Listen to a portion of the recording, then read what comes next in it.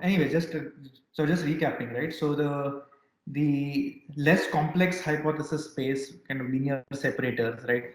They have high bias, right, and oftentimes low variance, right? And in some sense, the richer or more complex hypothesis spaces, right, have low bias. The reason why they have low bias oftentimes is because they have enough complexity to try to kind of minimize any loss function, right? So because they have enough complexity so that you can kind of overfit to any loss function, you can get zero training error, but you would have like a high variance possibly. So today we'll kind of focus a little bit more about the bias variance trade-off. And we'll talk about a few different approaches to get kind of around it. Okay, and one of them will be basically talking about ensemble methods and bagging, ideas around bagging. Okay, and then within ensemble methods, we'll continue ensemble methods next time and we'll cover boosting. Okay, so high variance of overfitting, right? So we saw this like right in lecture 2 when we looked at linear regression, right? We saw and basically we also saw some demos on this on linear regression, right? So if you have very complicated predictors, you can overfit easily to the training data, right? So imagine this is like linear regression or polynomial regression, right? So this is polynomial regression. You have a polynomial of order k, and the degree is up to k minus 1, right? So if k is equal to 1, you have data which actually originally looks something like this, right? So the data is like, this kind of somewhat more complicated curve, and with k equal to 1, you have a very poor fit, right? So this will just draw a straight line to kind of completely ignore all of this kind of non-linearity, right? So this is essentially like the high bias, right? But low variance. And with k equal to 2, you have slightly more complicated models. K equal to 3, you have, okay, so actually k equal to 1, by the way, is like just a constant, okay? So in this case, what we are calling a k degree polynomial basically has a degree k minus 1, right? So 0-degree polynomial is just a constant. K equal to 2 is like a linear, right? And this one is like quadratic. And this is like higher order over here, right? So we see as we get we basically kind of slightly more higher order, we get better and better fit of the data, right? For regression.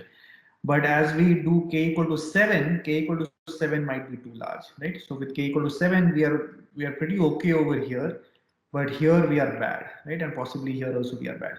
So this is basically the pattern of overfitting. So this one would possibly have like a low bias or a zero bias, like zero training error, but high variance. Okay, so we'll exactly see what we mean by bias and variance, and we look at linear regression to try to understand this a little bit better. Okay. All right. So this is another way of looking at this. Right? So you fix the number of training examples, and we basically try to increase the model complexity. Okay. So this is exactly kind of talking about this intuition, but a little bit more concretely, right? So this is what is called as the empirical risk, or you can think of this like the training error, right? And this is, sorry, this is not a training error. Um, this is a training error, right? And this is the test error. Sorry. This is the test or the true error, right? And essentially the training error keeps going down as the model complexity increases, which makes sense, right? This is what we have seen several times, and hopefully I think by now all of you are very clear about this concept, right?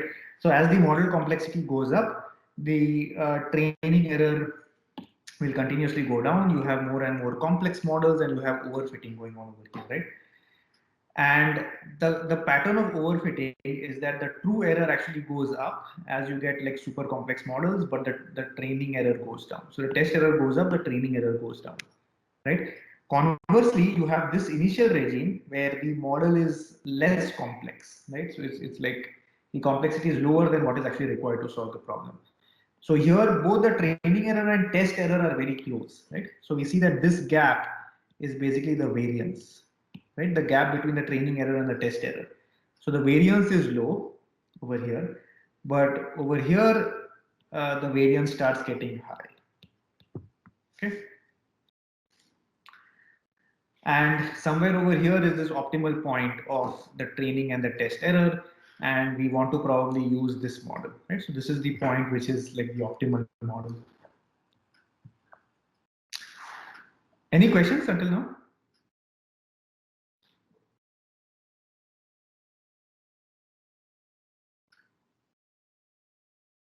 Okay.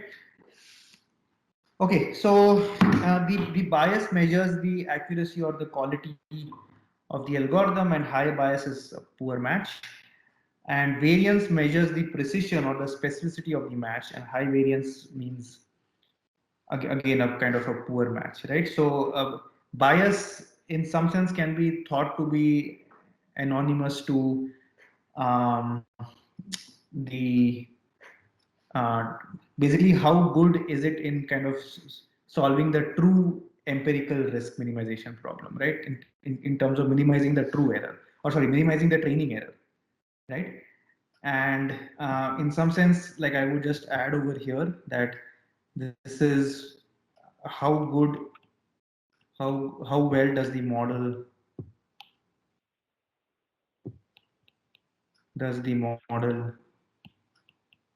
minimize the empirical or training error, right? And variance is how close is the train error and test error. Okay, and in some sense, there is this kind of trade-off between bias and variance, right? So bias variance trade-off is kind of a very natural thing, which is dependent both on the number of training examples and the complexity of the model. So we'll try to analyze this a little bit in the case of regression, right? So we assume that we have this data set D, which is x1, y1 until xn, yn. And the true function is basically some y equal to fx plus epsilon, right? So epsilon is noise, and in some sense, you're not going to ever have a scenario where you have your kind of labels to be accurate, right? So there will always be some kind of a noise in your either your labeling could be noisy, right, or there could be some inherent noise that is there in your data collection process or something like that, right? So that's why it kind of makes sense in this analysis to take a kind of noise term into account, and you can obviously assume that the noise is zero mean and some standard deviation sigma, right? And the question is that if we have a model like this, and I'm sorry, if we have basically data being generated like this, right, which is y equal to fx plus epsilon, and then we have a set of training examples x1, y1 until xn, yn, we want to fit a hypothesis function g equal to w transpose x plus b, right? And the goal is basically to minimize this. So this is what the g function does. It minimizes the least squares error, right? So just with a linear function, of course, you could have a more complex model and it could do something similar. So sorry, just give me 1 minute. Actually, I'll just be back.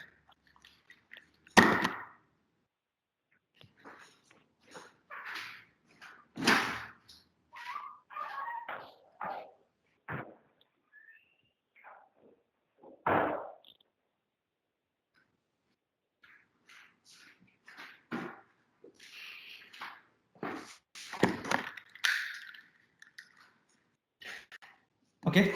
So all right. So we to go over this, I'm kind of going over some terminology, but I'll just go over this at a very high level. So the expected label, right, given a x, the expected label is basically what is the expected value of y. So actually, can folks try to mute? I think there's some disturbance. I think there's someone who will join from the phone. Okay. Anyways, I actually muted them. Yeah. Okay. So this is the expected label, right? So this is y hat x, which is the expectation of y given x of e of y.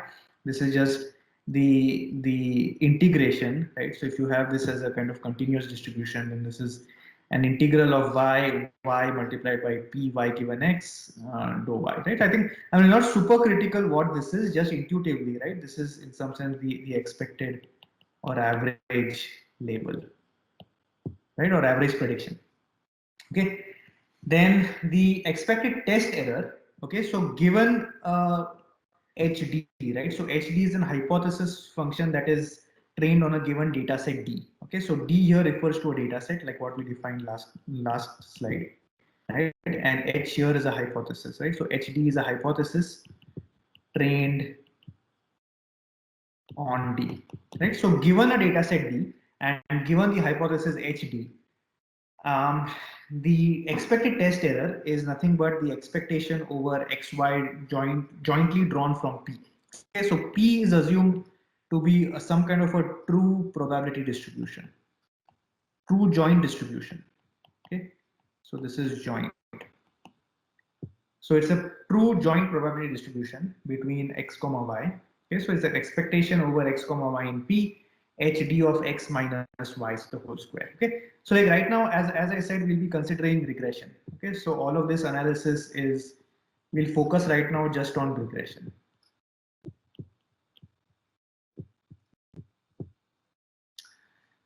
Okay, so then we define the expected classifier, right? So the expected classifier is this h bar equal to the expectation over d n pn of hd. Okay, so what this is saying is that here I'm taking an expectation over all kinds of data sets, right? So pn here refers to basically the joint distribution equal to the joint distribution over x1 y1 until xn yn.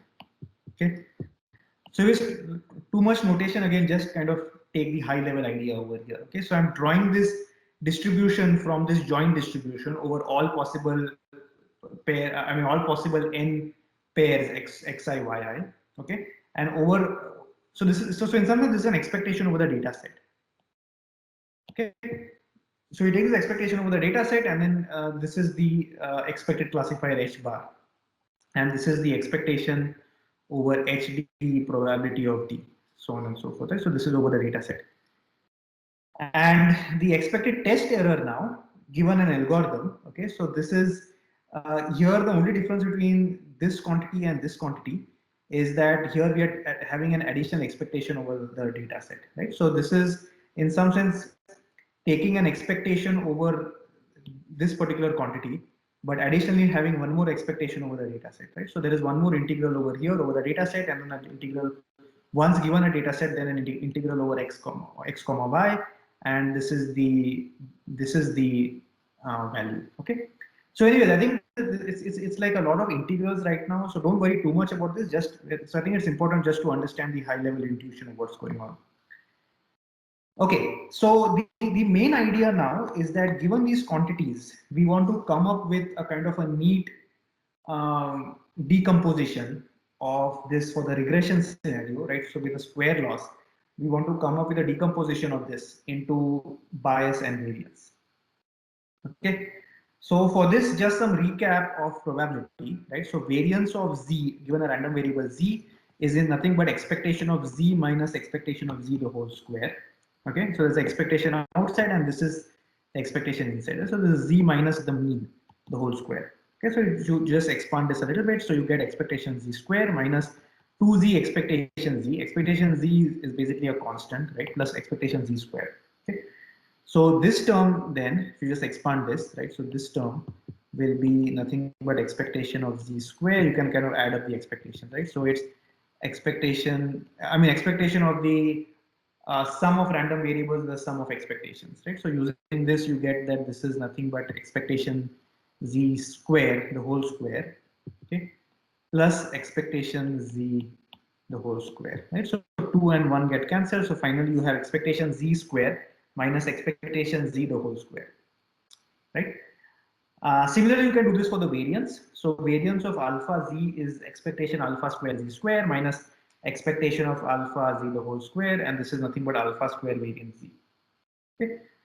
So, all right. So now using this, we can actually come up with this decomposition as follows. Okay. So given this notation, right, recall that this was the true error, right, where you're taking an expectation over everything. So you're taking an expectation over the training data set, right, an expectation over the x and the y, basically that kind of is possible from this joint distribution P, right? So given an expectation over D, an expectation over x comma y, you have this kind of expected true error, right? So this is the expected true error, which is hd of x minus y square. Okay. So now the question is, given this expected true error, what can we write this thing as? Okay. So what I've done over here is I've added and subtracted this kind of expected or mean classifier that we had, right? So we had this this quantity which was the expected classifier h bar, and this is the expectation over the data set of hd. Okay.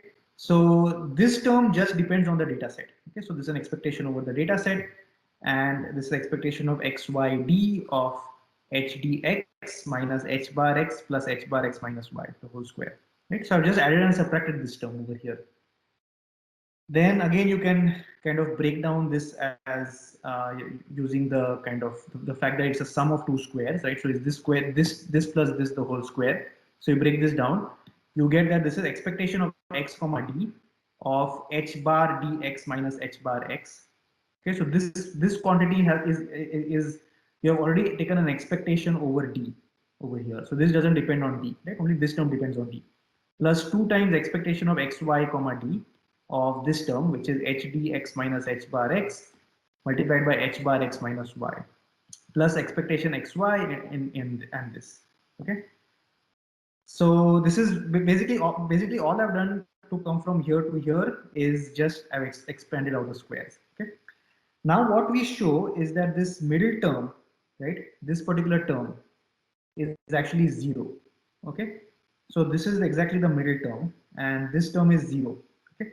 So the reason why this term is 0 is because you can write this out as an expectation of xy, right, and you take the expectation of d multiplied by h dx, and this is expectation of d of h dx minus h bar x over here, right, multiplied by this quantity. So since this is a product of two quantities, we can kind of take this as an expectation outside, right? So we have the expectation of d over here multiplied by the expectation of this quantity. Okay, and in fact, this quantity does not depend on d; it's a constant. Okay, so only this quantity depends on d, and the expectation. So h bar x itself is nothing but expectation of d of h dx, right? So because of this and this term get cancelled, so you get 0. Okay, so the middle term actually is 0. So what it means is that this term, which again recall that this is the true error, right? The true error can be written as the first term, which is an expectation of x comma d. This term doesn't depend as such on y, okay? Plus the expectation of xy of h bar x minus y the whole square. Okay, so this particular term is actually nothing but the variance.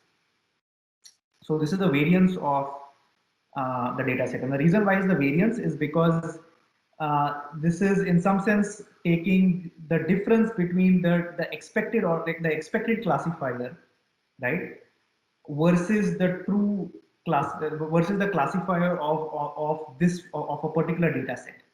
So this is the definition of variance, right? So if you have this quantity, which is hdx, so this is the classifier specific to a data set D, right? So given a specific data set D, this is the classifier corresponding to that, and h bar x is in some sense the mean classifier, right?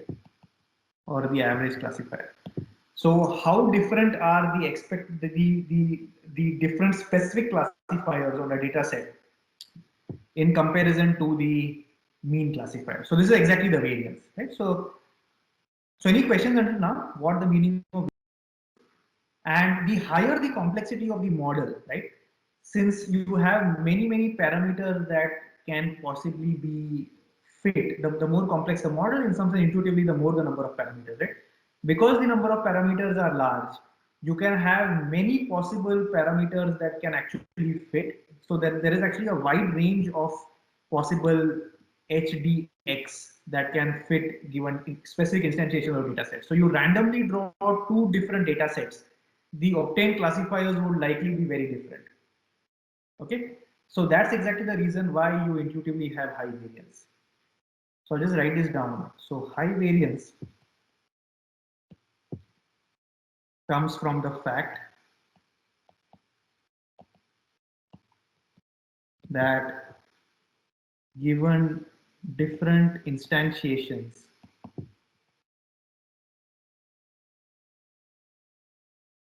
of a data set, right? Or in other words, given different random draws of a data set, right? From the same distribution, you have the same underlying distribution. From the same distribution, you are drawing different versions of the data set, which has the same distribution, right? You would actually get very different.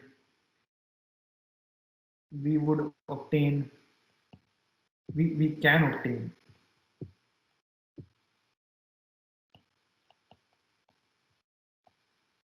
very different classifiers.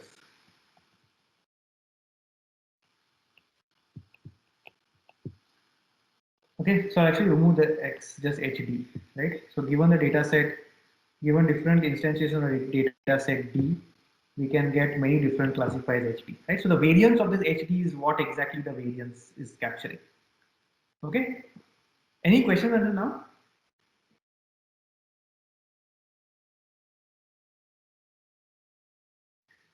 Okay, so now we have seen that this term is the variance, which is good, right? So now we have the second term. What's the second term?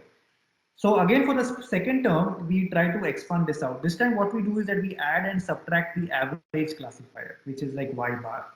Okay. So Y bar in some sense is sorry, not the average classifier, the average prediction. Okay. So this is given a specific classifier. This is the average prediction. Okay. So then again, we kind of expand this out. So here we get the first term, which is expectation of xy and y bar x minus y square, plus the expectation of x of h bar x minus y bar x the whole square. Okay. So this term is actually noise. The reason why this is noise is because this is the difference between the average prediction, right, versus the different specific predictions of y, right? And this is inherently the noise that is there. So this should roughly be equal to sigma square, right? Which is the noise in this distribution. Because recall, y was nothing but f of x plus epsilon, right? And in some sense, y bar x, the average prediction, should actually be fx on average, right? When you take multiple different draws of um, of x and y, you will actually see that in expectation, sorry, I should say that, yeah, okay. So the expected y of x, okay, so this is y of x. You can call this y of x, right? So the expected y of x is equal to f of x, because epsilon has a zero mean, right? And the variance of y bar x, or this particular quantity, is nothing but sigma square. Okay, and now you have the second term. Okay, so what this second term is saying is that this second term is actually the expectation of x over h bar x minus y bar x, right? So h bar x, if you recall, this was the average classifier, right? And this is the average prediction. So this is nothing but f of x. Okay. So this is saying that if I were to take over my entire data set, right? I were to take the average given different draws of my distribution, right? I were to take an average classifier that I would get in expectation, okay? Then how far away is this average classifier from the true f of x that is generating it, right? And this term is the bias. So because I'm subtracting this from yx, or this is actually the bias square, right? So because I'm subtracting this out from f of x, which is the true prediction, it's basically the prediction obtained by the average classifier minus the true prediction, right? And this is nothing but the bias. And finally, we have again this term, right? So as usual, what we'll show that this term also goes to 0. And that's what that is done over here, right? So we start with this. Um, we have this expression, and then we got that this is a noise in the bias square, and this term which is 0, right? So the reason why this is 0 is because it's actually a very similar argument, right? Now we actually focus on this expression. So this is expectation of x and expectation of y given x, y bar x minus y, right? So you just focus on this expectation now. This term does not depend on y, right? So it just the expectation of y is only on this particular term, okay? So this is y bar x minus expectation of y given x of y, and this is y bar x minus y bar x, okay, which is 0.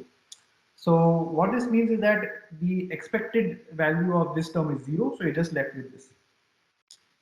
So essentially what this now means is that the expected test or the expected true error can be written as variance, okay? So variance is in some sense this difference between the, as I was saying, right? Difference between the mean classifier and the specific instance of the data set D, right? So how different are the individual classifiers that are drawn, that are learned from different instantiations of the data set, right? So this is variance. This is noise. This is something that is inherent, right? So this sigma square is something that we can't help. So this is something that is inherent to the generating distribution, right? So my obtained y themselves are noisy, right? And this is capturing the noise in the y's that I'm obtaining. So this cannot be helped, right? We cannot do anything that can reduce the sigma square. So there's going to be an inherent error that is always going to be there, right? And then you have this bias term. So what the question really now boils down with this very intuitive and very nice decomposition into variance, noise, and bias is that you have this term which cannot be helped, right? And this term essentially captures overfitting, okay? And this term captures essentially underfitting. Okay, so if the so maybe underfitting or low complexity regime, and this is overfitting or too high of a complexity, right? So as you can imagine, we want to trade off between them so that all these three terms are low, right? So as the complexity of the model increases, the variance, so in some sense, if you think about this, right? So if you increase the complexity, as the complexity of the model increases, the variance will go up somehow, right? So the variance goes up, right? And the bias comes down, right? And we want to find this true thing, and this is in some sense the true error, right?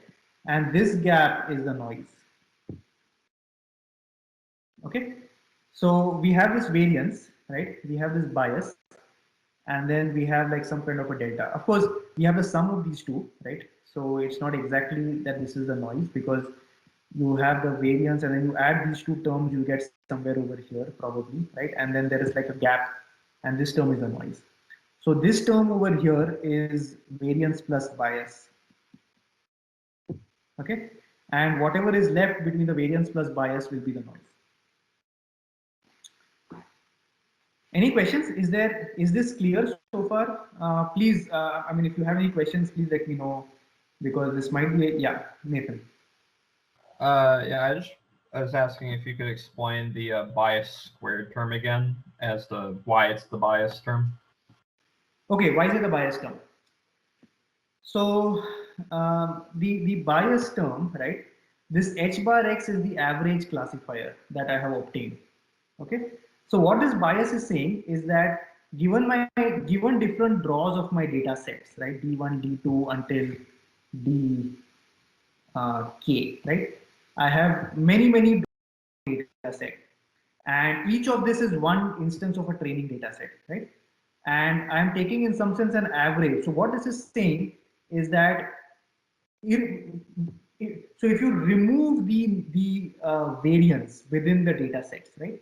So if you remove the fact that the data sets are slightly different, because the data sets are slightly different, we in some sense take the expected data set that we have, roughly speaking. Okay, what this is asking is that how far away is the learned hypothesis on this expected data set from the true f of x. Okay, so again recall that f of x, so y, which is our true label, right, is equal to f of x plus epsilon, right? So f of x is this, in some sense, the true function which generates y.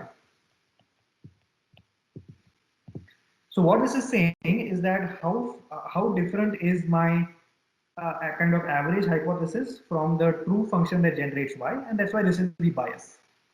Does it make sense what bias means? Can you repeat that last sentence again? It's Okay, so maybe let's think about this concretely. Okay, so you have your true function that generates your samples. Okay, so you have your samples generated like this. Okay, now imagine that you are training a class of linear models. Okay, so because you're training a class of linear models, you're going to get many instantiations of your linear model, right? Depending on different data sets that you have drawn, you will get slightly different instantiations. Okay, now imagine what you do is that you take this average,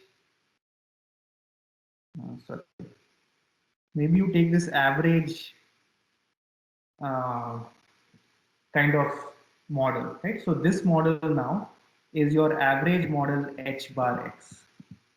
Okay, and this is my f of x. So what my bias is, so the bias is equal to the difference between f of x, or the expected value, right, minus h bar x square. Okay, and the variance is the expected value again of each of these different draws that I have, right? So this is d1, this is d2 until this is dk. Okay, so this is the expected value of hd of x minus h bar x.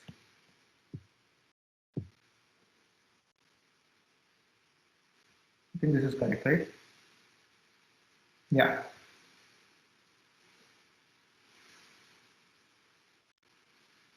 So essentially the bias term is saying that if I have my linear model, what is the average linear model and how far away is it from my true hypothesis? So in some sense, the bias term is an artifact. So this is an artifact of the choice of the hypothesis functions, h, right? So how restricted is my hypothesis function? So if my true distribution is actually not linear, but is polynomial, and the choice of my hypothesis function h is actually linear, then my bias will be high. Does it make sense now, Nathan? yeah, I think so. Okay. What about the others? Is this part clear? Can you also explain the training error in this case? So what do you mean by training error? I didn't fully understand.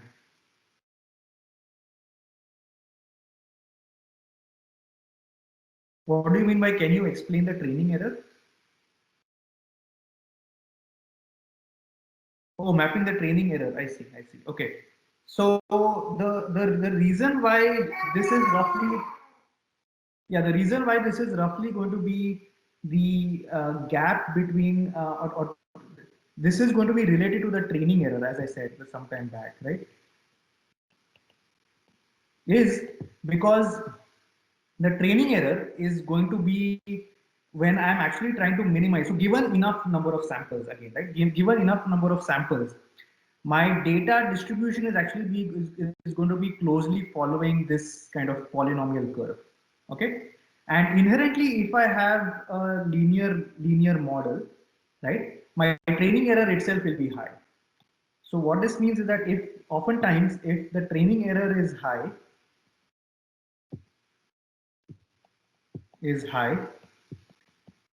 implies that the bias is high.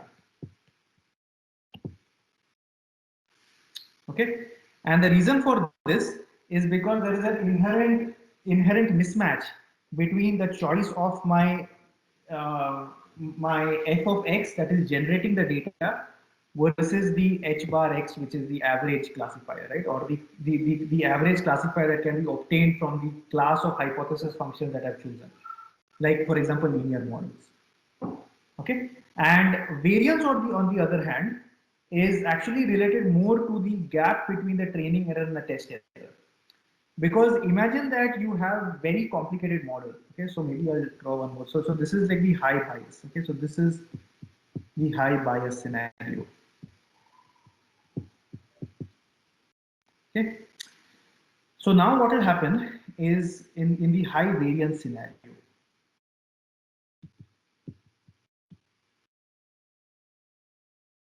Okay, so imagine again that I have a same underlying distribution in regression that generates my data, right? And then there is some noise, obviously. So because of this, my training data points are something like this. Okay, and say I have only drawn the training data points in this regime over here. Okay, so as I said, a linear model would be a straight line, right? So this is the high bias scenario. In the high variance scenario, what we try to do is that the models will try to overfit to this, right? And possibly be like very complicated, right? So there might be one hypothesis which is like this. There might be another hypothesis which is like this, right? Again, kind of very closely follows this, but goes on the completely opposite direction.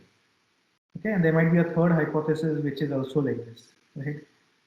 So what is basically happening over here is that in this regime where I have my training data points, right, the hypothesis will, I mean, like imagine that this actually passes through this point. Okay, so I've probably not drawn it very accurately, but very likely what will happen is that in the high variance scenario, sorry, um, so if the variance is high, right, then the training error will be 0.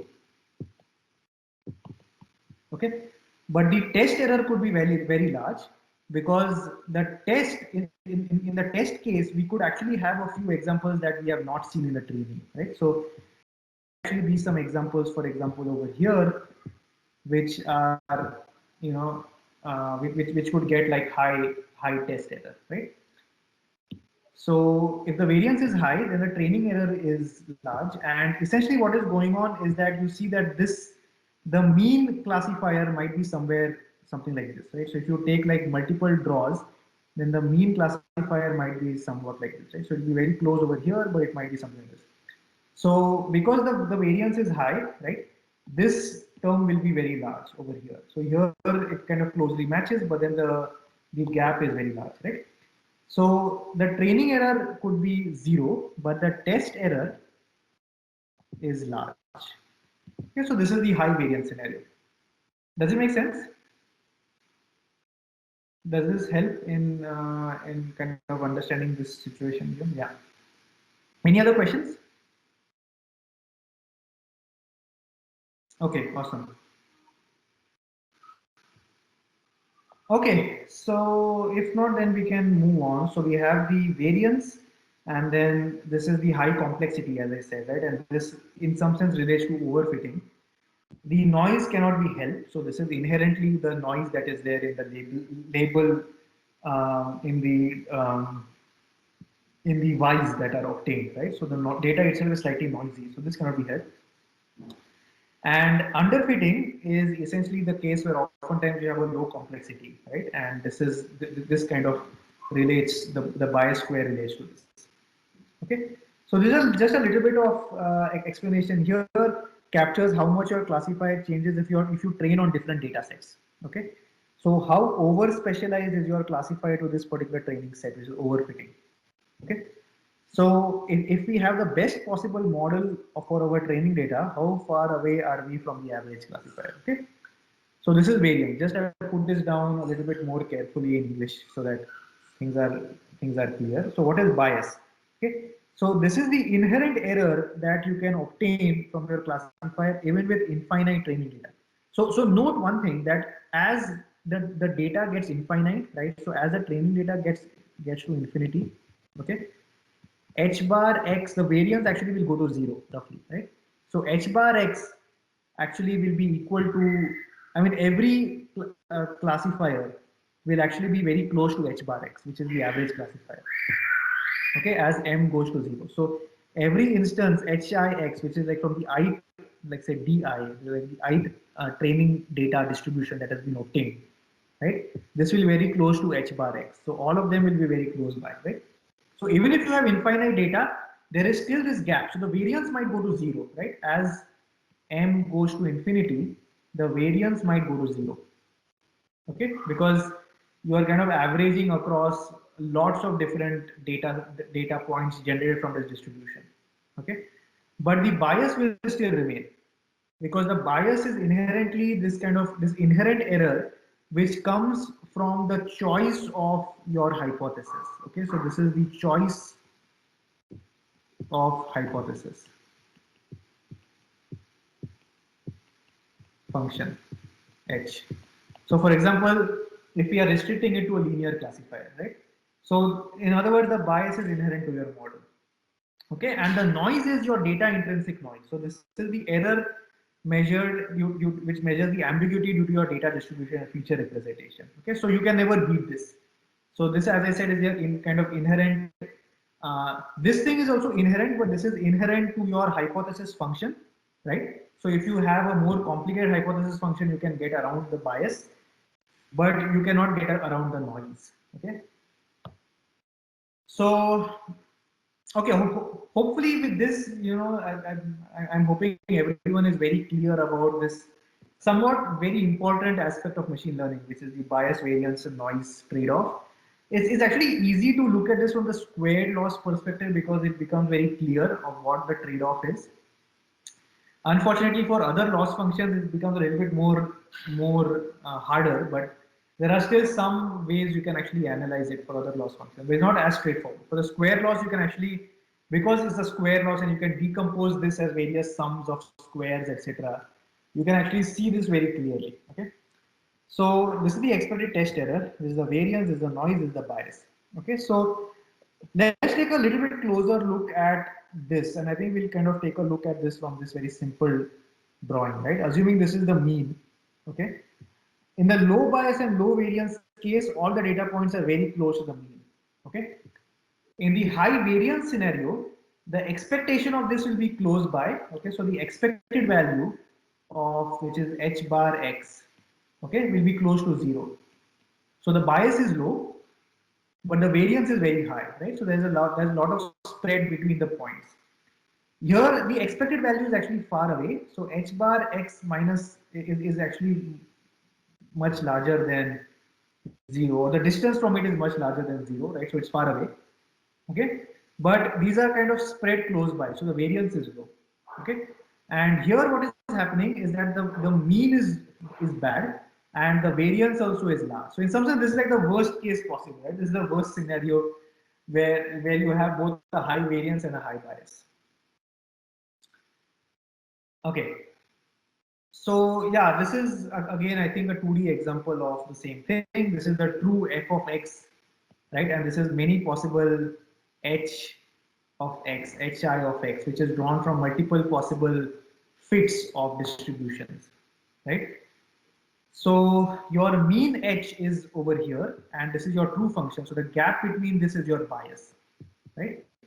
So this is exactly your bias, okay?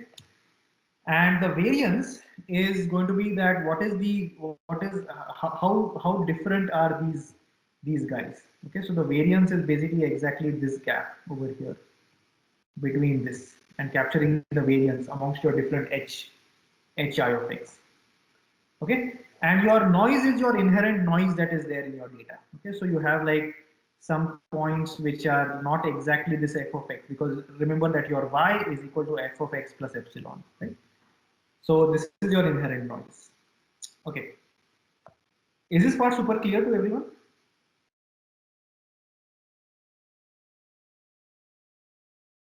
Okay, so again, this is the same thing. You have large bias over here, right? And you have small bias, large variance in the bottom. Right? So we kind of looked at this at just one more illustration for this. Okay, so let's take a look at bias, right? So low bias means that if you have linear regression applied to linear data, okay, and second degree polynomial applied to second degree data, right, quadratic data. So there's an exact match between f and h bar. Okay, so this is a low bias scenario. High bias if there is a mismatch. Okay, so this is a mismatch between f and h bar. Okay, so constant function applied to non-constant data and linear regression applied to highly non-linear data. Okay, so these are like the high bias scenarios. Now, what does low variance mean? Low variance is if you have a constant function or a model independent of the training data, right? This is your low variance scenario, and your high variance is if you have a high degree polynomial, right? And your data is, I mean, your degree is much larger than what the inherent. So the degree of h is much larger, is greater than degree of f, which generates this. Okay. Okay, so essentially bias square plus variance is essentially a good indicator of the error, right? So we saw this also related to pack learning, and we again see this kind of relationship over here a little bit more concrete. Okay, and in the pack learning we were looking at it in terms of a bound, in terms of a generalization bound, whereas over here in this lecture we kind of looked at it more from the aspect of looking at the decomposition. Okay, so low bias oftentimes means a high variance where you are kind of overfitting.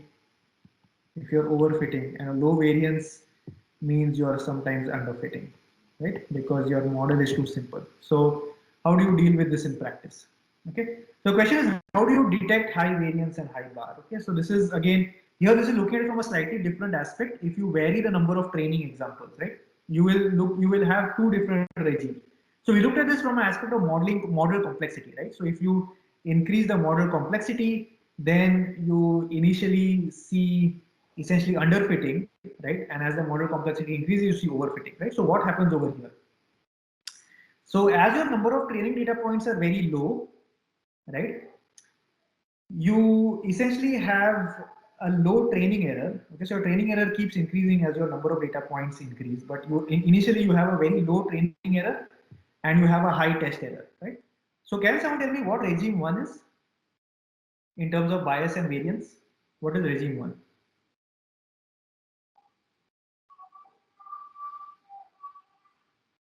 Yeah, Nathan. Would it be low variance and high bias? Why is it low variance? Okay, so in terms of underfitting and overfitting, what is going on over here? I think you'd be, well, if you have a small number of training instances, I think you would be underfitting on the, well, yeah, I'm not sure actually. Yeah, so anyone else, any other thoughts?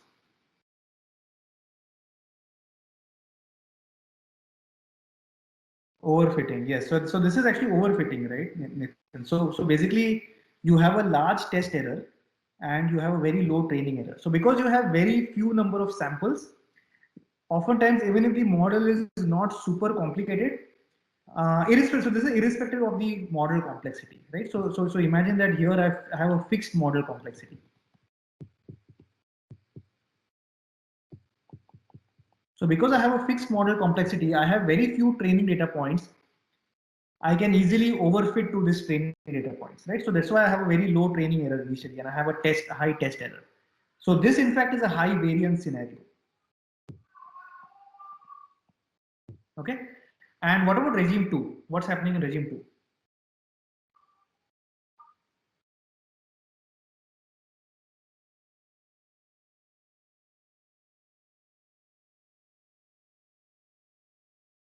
So in regime 2, the gap between this is low, right? So we are definitely not overfitting. So the variance is low. Okay. But even with infinite amount of training data, right? This kind of saturates over here. So this is an acceptable test error. So what this means really is that this accounts for noise already, right? So the fact that it's not zero means it accounts for noise. So obviously this is the best we can achieve. But there is still a gap that even after having infinite training data points, there is still a gap. Okay, so this gap is the bias, inherent bias that is there. Okay, so the inherent means even if I have infinite training data points, I will still not get the best possible training error that I can achieve. So regime 1 is high variance. So the symptoms are that the training error is much lower than the test error, right? And the training error is lower than epsilon, which is the acceptable error, right? So I'm doing very, very well on my training set. And the test error is above epsilon. So if I have some idea of what this acceptable test error is, which in practice, of course, oftentimes we don't have, right? But if I have some indication, and I look at the training error and the test error, then I can kind of understand how the model is performing, essentially. Okay. So the remedies here are obviously add more training data points, reduce the model complexity, right? Because complex models can give high variance, and bagging. So bagging will actually, this is not course, I mean in this lecture. Okay, so bagging will be covered later in this lecture, right? So these are the different remedies for the high variance scenario. Okay, so regime 2 is actually high bias because, like as I said, there is this non-zero bias over here. Okay, so the symptoms of the bias is that the training error itself is larger than epsilon. Okay, and secondly, that I can say that my variance is low because training error is approximately equal to test error, right? So as I get infinite number of samples, my variance becomes zero, right? So the inherent gap between my training error versus this epsilon is going to be my bias.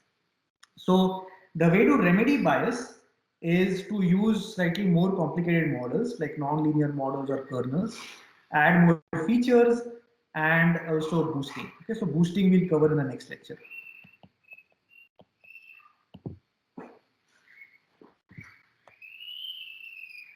Okay, so I think we have a few more minutes. So I'll look at one way of actually detecting bias and basically high bias and high variance, and essentially selecting the right model, right? So this is something we have covered briefly in the past, but I'm just kind of covering it again because it's kind of important from the overfitting and underfitting perspective to understand this, right? So the model spaces with increasing complexity. So suppose we look at nearest neighbor classifiers with varying neighborhood sizes, right? So here K is the KNN classification K, right? So as I have low K, I have higher complexity, right? Because as we said, with larger and larger K, we are in some sense averaging out and the decision boundaries become smoother and smoother. With very low K, we actually have very kind of noisy decision boundaries, right? So this essentially kind of relates to higher complexity in some sense for KNN classification. With decision trees, more the depth, more the number of leaves, the higher the complexity of the model, right?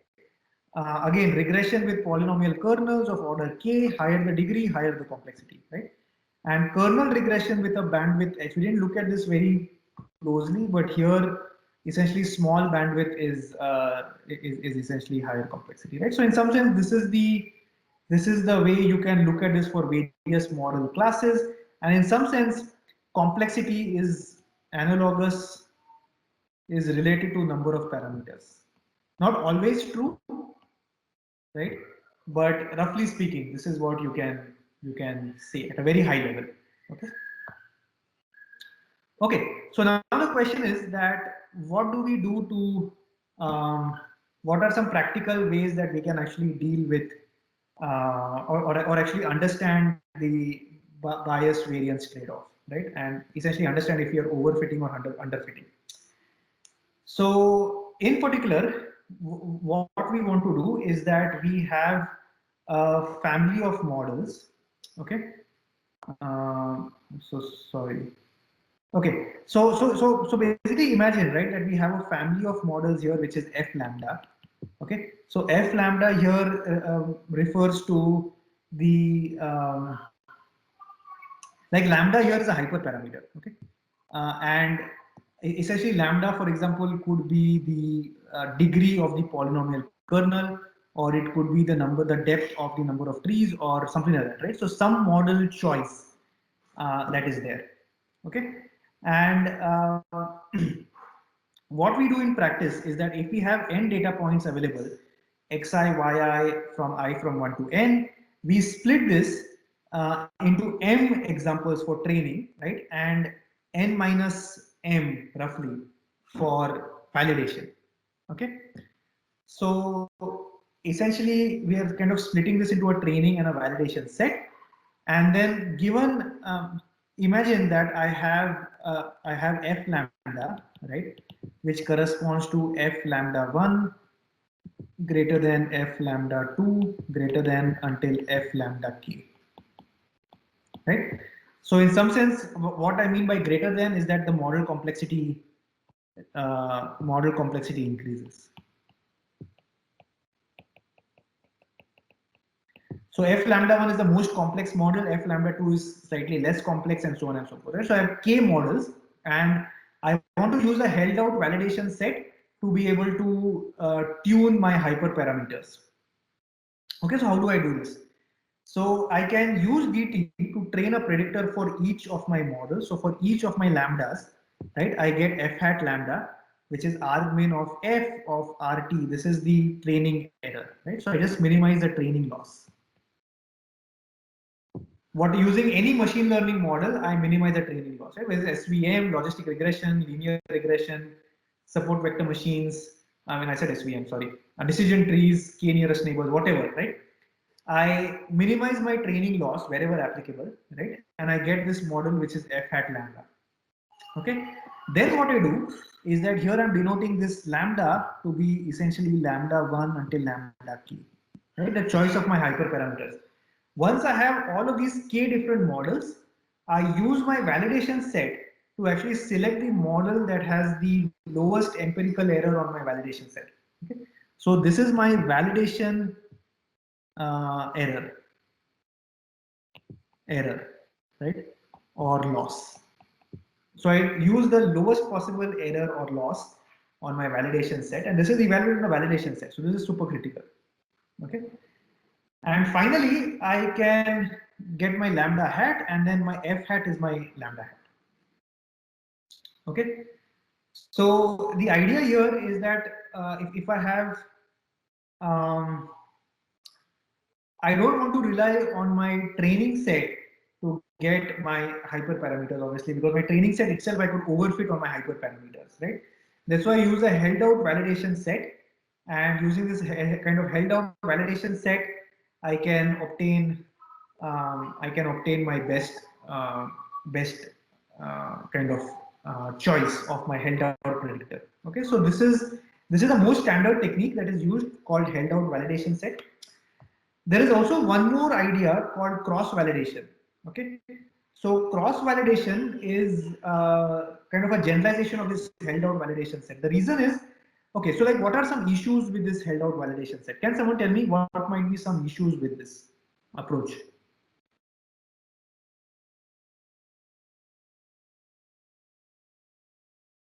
So imagine I have my entire data, right? And I split it into one choice of a training and a test, or a training and a validation set. What might be some issues on this?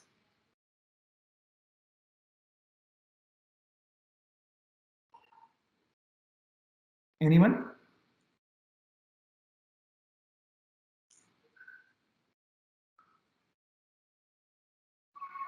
So one issue is that I could be over relying on just one set, right? So imagine that I have somehow not done my random split well, and my validation set actually is a poor representation of my actual distribution, right? Or my validation set say is too small. So this can lead to some stability issues if I just use a single validation set. Okay, so the whole idea of cross validation is that can we use multiple validation sets and average this out? Okay, so what's going on over here is that I have k I basically create k-fold partition of my data set. So I have k runs and I split this into the first validation set. So like the gray here is a validation and this is the train, right? This is my second validation set and this is my train, and so on and so forth, right? So I have these k different splits of my data set, and on each split I actually train my model on my f on my choices, right? And I get basically these k different predictions. Okay, and the final prediction is the average or the majority vote over the k held out estimates. Okay, and I repeat this for every hyperparameter. So the advantage with this is that in some sense we are averaging across the choice of the validation sets. Okay. All right. So I think maybe we'll end today's lecture with this slide, and next time we will actually cover ensemble methods, and then we'll also cover boosting. So we'll cover both bagging and boosting next time.